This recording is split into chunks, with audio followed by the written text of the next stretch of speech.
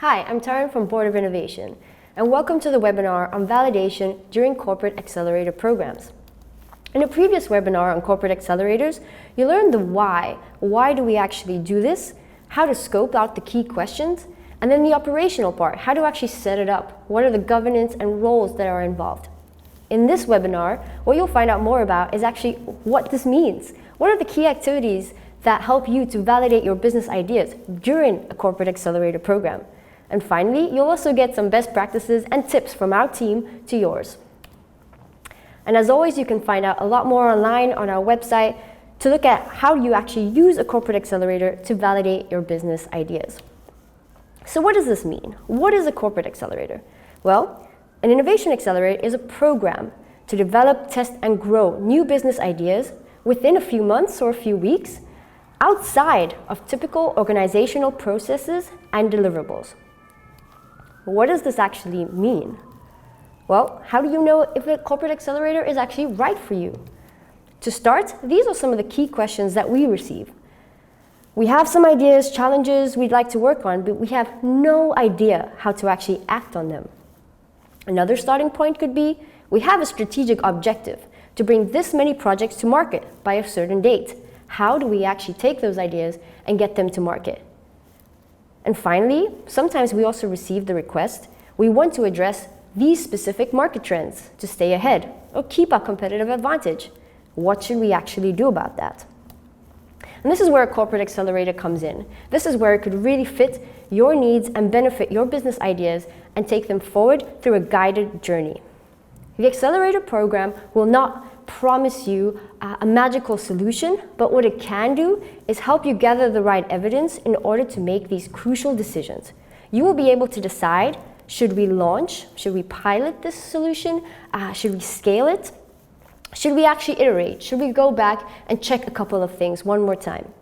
Should we pivot? So this is going on a good track, but we should make a couple of changes. Or should we completely kill this project? An accelerator program will help you validate those key elements to help you make the right decisions about your business ideas. So when we look at the accelerator journey format, which you may remember, we actually start with scoping. So scoping out what is the challenge, what is your actual starting point, and what is your idea that you want to take forward. The next step is problem exploration. So this is the part where you really want to go from a user's perspective and validate if this problem is a problem worth solving for your end customers and for your users. Once you've decided upon that, you can then go into solution development. How do we develop the right solution to meet the right needs? Not necessarily how do we build the right solution, but how can we decide if our solution resonates with the needs of our customers that were expressed during problem exploration. We then move on to business model definition. So can we identify a sustainable way to deliver value or create value from our business idea?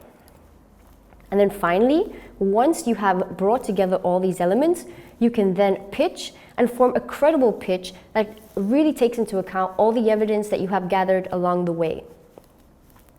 One key part throughout this whole process is validation. Validation of desirability, so does your customer actually want this? And viability, will it create enough value for the business to actually sustain this project? If we want to zoom in on just the validation aspect of a corporate accelerator, we're then looking at problem exploration, solution development, and business model definition. In those three phases, you will then be able to validate and test your most crucial assumptions to see if this is a problem worth solving, if this is a solution worth developing, and a business model worth launching. And depending on the stage of that innovation funnel that you're in, you'll need to validate completely different elements of your business idea. So what is validation actually?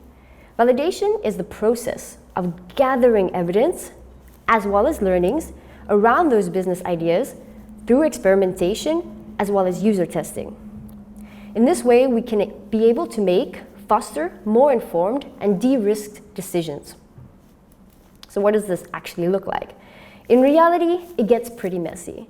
But if we simplify it, it comes down to three main things. We use validation in order to make sure that we have validated our problem assumptions. Is this a problem worth solving?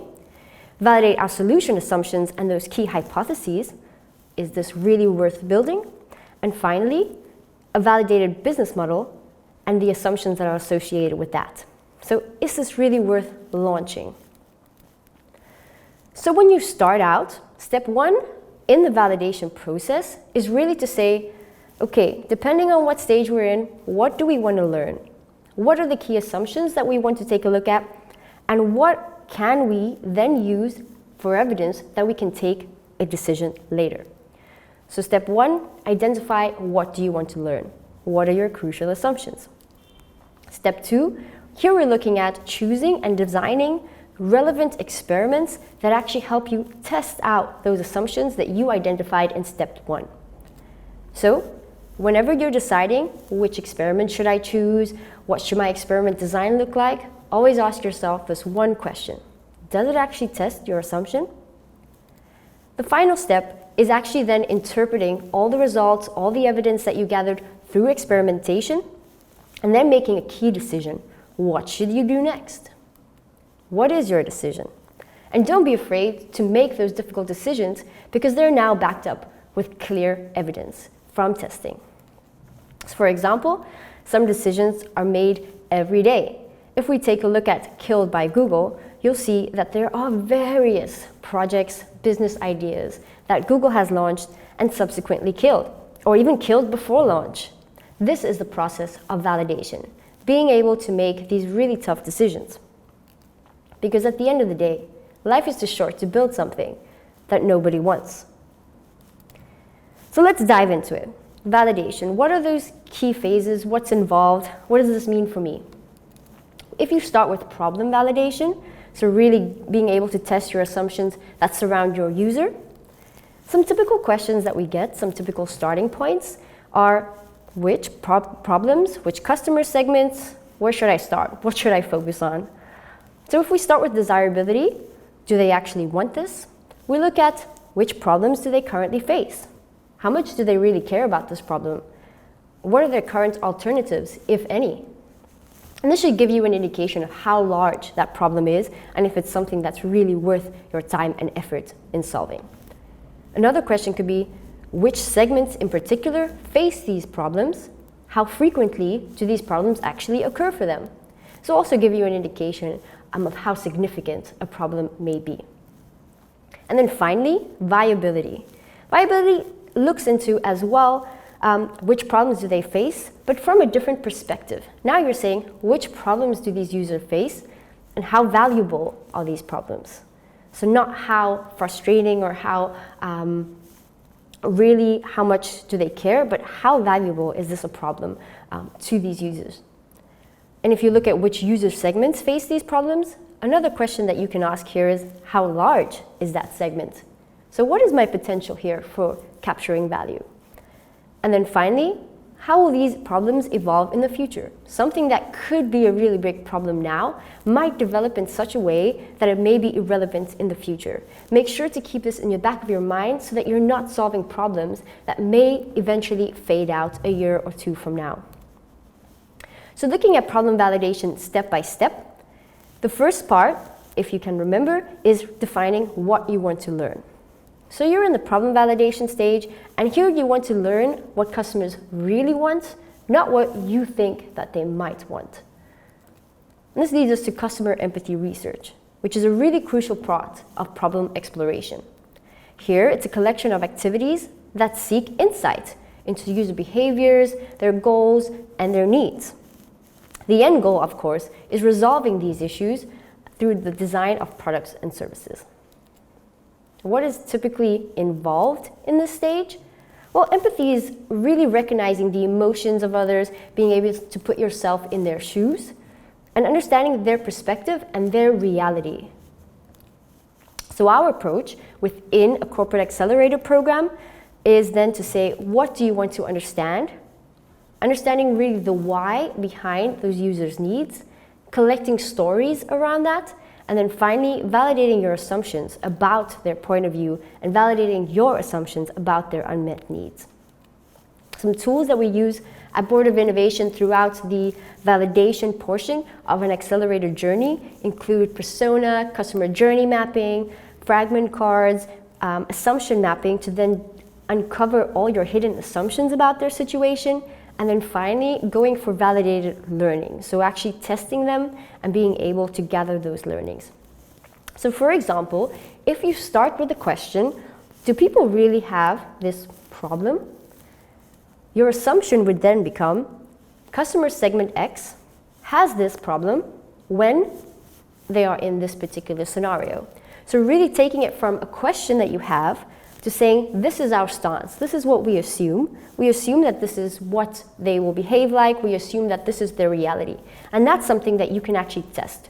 You can't really test a question, but you can test an assumption. So for example, I will take you through this male fertility test. On Wired, it was listed as one of the top products in the How Do We Reproduce section, and it's called the Daddy Kit.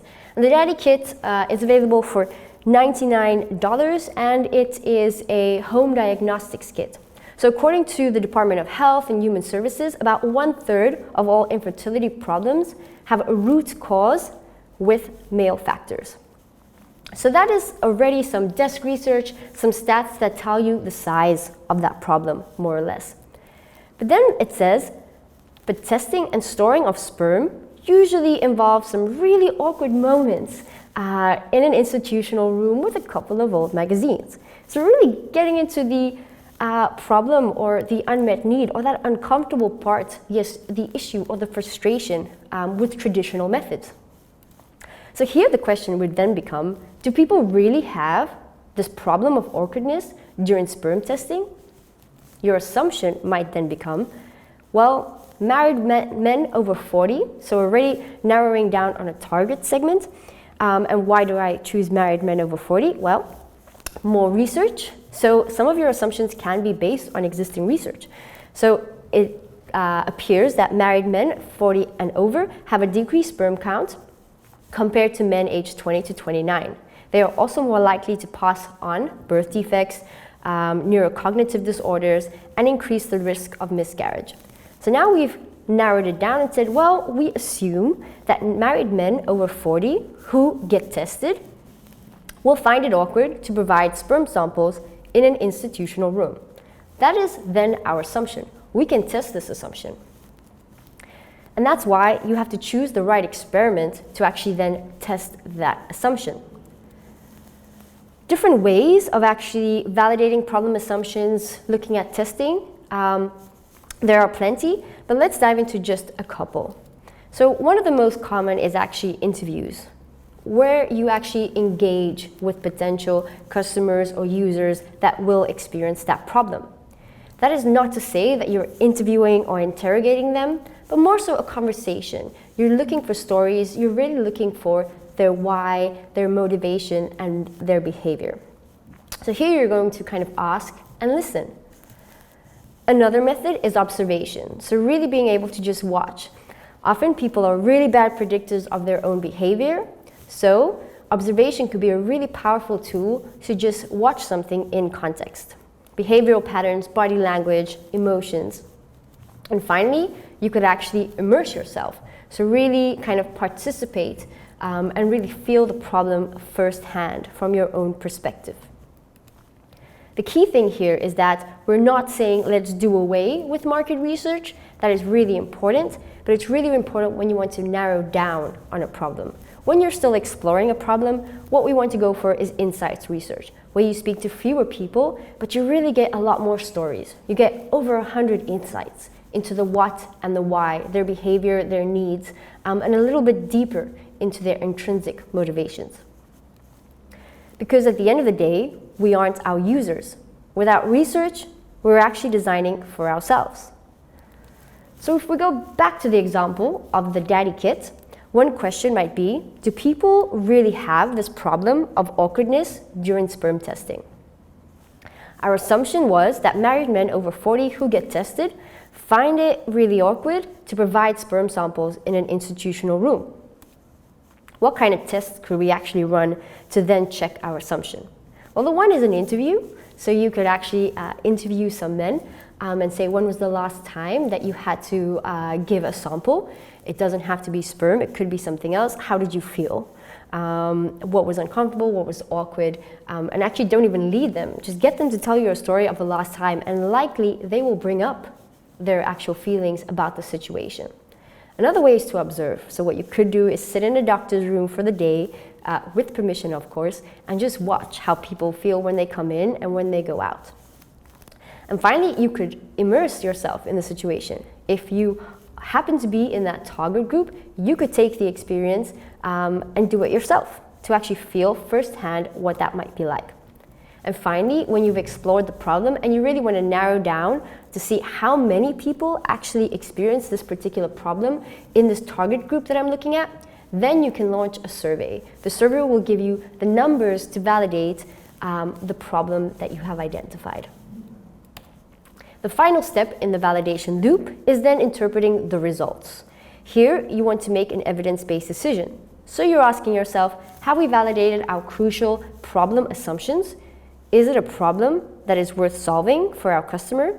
And what decision should we make? Some typical pitfalls or some typical kind of cautions that we have here that we've seen with multiple teams is you really want to empathize with people, and that's great, but make sure that you also target really relevant profiles. So as your problem exploration journey evolves, you want to make sure that you're interviewing very key people that actually fit in with your target group to make sure of the quality of your insights. Secondly, a curious mindset and the willingness to explore are great, but you really also have to keep your focus. So make sure that there is a point at which you're stopping diverging and you're starting to converge around a key problem. And then finally, you really want to listen actively to users and don't jump too fast into forming conclusions. In terms of solution validation, once you've decided this is a problem worth solving, we really want to not ask, okay, great, so what solution do we build? No, instead you really want to ask, okay, great, what do we want to learn next about our solution that will help us design the most relevant offering for our users? So some typical questions that we get here is, will our solution offering actually resonate with our target customers? Is that worth building? And in terms of desirability, we look at, does our solution meet their needs? Are we solving their needs in the best way? Does our value proposition actually appeal to our users? How will the users respond to this offer? So those are kind of key questions about the actual idea itself. When you look at viability, you really want to know if they see value in your solution, how many users do we have the potential of reaching with this solution, and how do they perceive the value of what you are creating. So in this stage, you really want to maximize the learnings by minimizing the time it takes to test things. If we go once again step by step, you start with identifying what you want to learn, what are those key assumptions, and what's involved. So you want to ideate on potential solutions, you're going to be developing concepts, you're going to then select the concepts that are the most relevant, and then you're going to want to check, does this resonate? And only 1% is actually creating the idea. The rest is actually testing it, executing it. So from Board of Innovation side, our approach during an accelerator program, the validation of this would then include what do you want to understand, really going into the behavior towards your solution, and then saying, can we validate our assumptions about our solution? And then there are some tools that will help you along the way. I think the most crucial here is actually then after assumption mapping, using the experiment card to be able to design an experiment that will help you to validate those learnings. Another key thing to mention is that one is that assumption, which is that inherent idea that you have of what it is like in reality. So it's a statement that you believe to be true. I would also like you to think about a hypothesis. So as we start leveling up our experiments, you then are open to creating a hypothesis, which is a prediction that you can test. How do you predict users will respond to your solution? And then you can test that prediction. So for example, if we return to our lovely dad kit, so what they came up with is this kind of diagnostic test in a box that they can send to you at home. So that's great. It really kind of alleviates the one unmet need of the awkwardness in the doctor's office, among other unmet needs. But it also opens the space for new assumptions. And one assumption could be, do people worry about their sperm being sent to offsite via mail? So maybe you've solved the problem of it's less awkward because you're in your home, but now they have to send it offsite. So are they actually worried about that? Are they uncomfortable about that? So your assumption would be, men will trust our kit to preserve and protect their deposit throughout the shipping process. It could be as simple as that.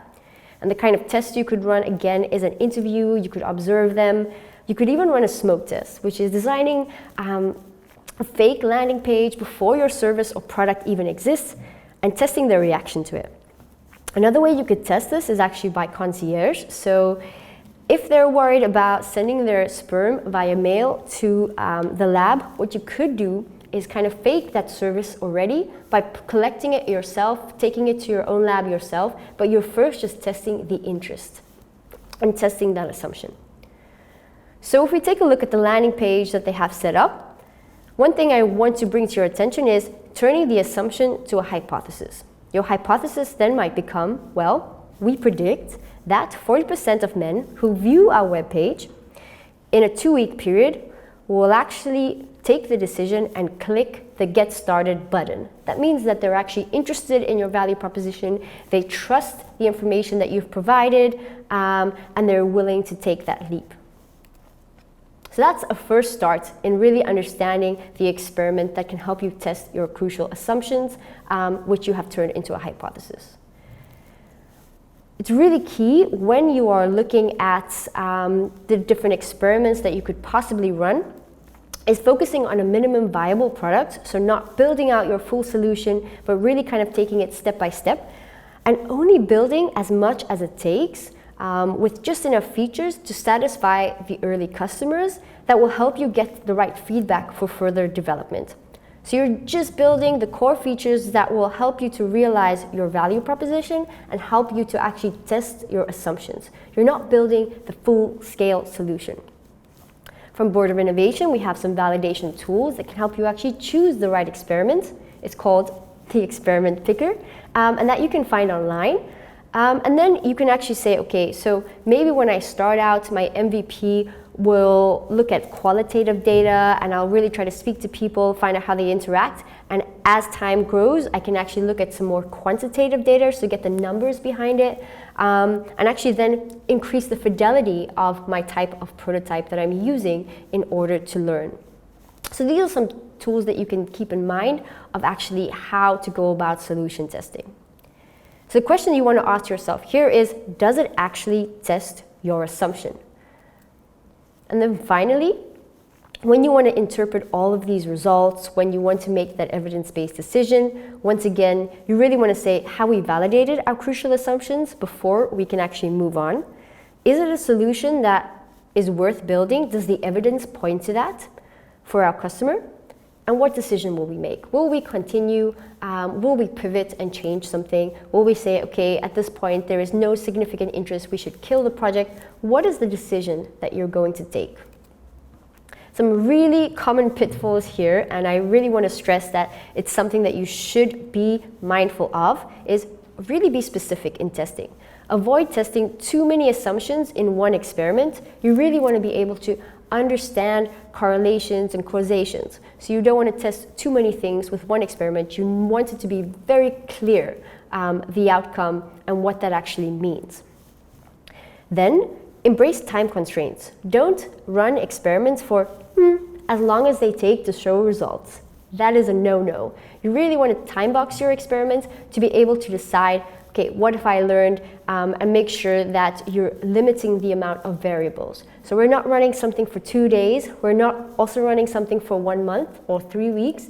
What we could do is run something in 2-week periods. That's the kind of typical industry standard. You leave something running for 2 weeks and it kind of eliminates the inherent biases that might occur with leaving it for too long or leaving it for too short. And then finally, you really want to invest time in setting good metrics. So declare your expected outcomes upfront.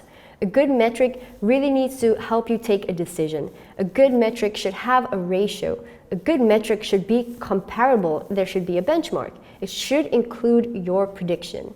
Because in this sphere, we're really good at kind of post-rationalizing something, and then you have this hindsight bias. Oh, this is what the results are showing, so it is probably a success. Make sure that you set your success metrics up before you actually design your experiment, and make sure that they are in place, that you're declaring your expected results up front. Because at the end of the day, if you plan on just seeing what happens, you will always succeed at just seeing what happens, because something is guaranteed to happen. Just be upfront about it and what you expect so that you can take a good decision. Finally, we want to go over business model validation. So does it create, capture, and deliver value? It's the last part of your validation journey. And here we want to ask, will customers be willing to pay for our solution? What is their perceived value? Is there enough interest to sustain our growth? And then from a viability side, what is the potential value that is captured from our solution? How will we price our solution? And can we get some clear numbers about the frequency of purchase or use? So these are typical questions that people seek to answer during business model validation. And at this point, you really, again, want to go through that leap and say, what do you want to focus on? So here saying, is it not just a solution that people love, but can we create a sustainable business around that? We want to say, what do you actually seek to understand? Can you visualize your business model and be able to kill it on paper before it's too late? And then the tools that you can use to help you throughout this journey beyond the business model canvas is the business model kit, revenue flow charts, again, assumption mapping, ballpark figures.